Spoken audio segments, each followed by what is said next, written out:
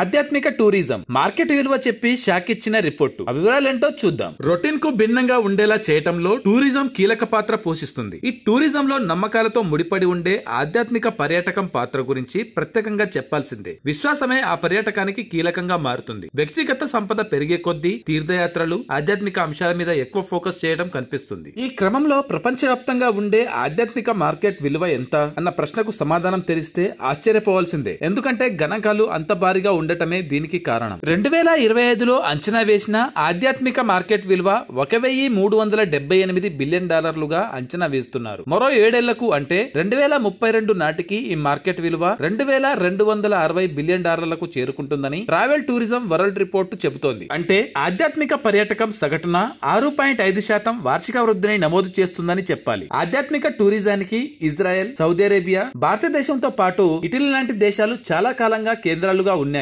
ఆధ్యాత్మిక టూరిజం శారీరక మానసిక శ్రేయస్సుతో మిళితం చేసే వెల్నెస్ టూరిజం గా మారుతోంది. ఇప్పుడు అమెరికాతో పాటు కెనడాలోనూ స్థానిక ఆధ్యాత్మిక టూరిజం పెరుగుతోంది. వాషింగ్టన్ డీసీలోని basilica of the national shrine of the immaculate conception కు తాకిడి పెరుగుతోంది. ఈ క్యాథలిక్ చర్చ్ కి భక్తుల తాకిడి అంతకంతకో పెరుగుతోంది. యూరోప్ లోని స్పెయిన్, ఇటలీ, ఫ్రాన్స్ లాంటి దేశాల్లో యూరోపియన్ నాగరికతను అన్వేషించడానికి వీలుగా పర్యాటకుల్ని ఆకర్షిస్తున్నాయి. ఆసియా పసిఫిక్ ప్రాంతానికి వస్తే భారత్ లో దేవాలయాలు, పీఠాలు, చర్చిలు, మసీదుల్ని దర్శించుకునే వారి సంఖ్య పెరుగుతోంది. అమృత్సర్ లోని స్వర్ణ దేవాలయం, చైనా, జపాన్ దేశాల్లో బౌద్ధ రామాలు లాంటి పవిత్ర స్థలాల్ని లక్షలాది మంది దర్శిస్తుంటారు. అదే మధ్యప్రాచ్యం, ఆఫ్రికా ప్రాంతాల్ని పరిగణనలోకి తీసుకుంటే సౌదీ అరేబియా, ఈజిప్టు, ఇజ్రాయెల్ లాంటి దేశాలు ఆధ్యాత్మిక కేంద్రాలుగా నిలుస్తున్నాయి. ముఖ్యంగా మక్కా, జెరూసలం తీర్థయాత్రలు ఎంత ఎక్కువగా ఉంటాయో ప్రత్యేకంగా చెప్పాల్సిన అవసరం లేదు. Thanks for watching.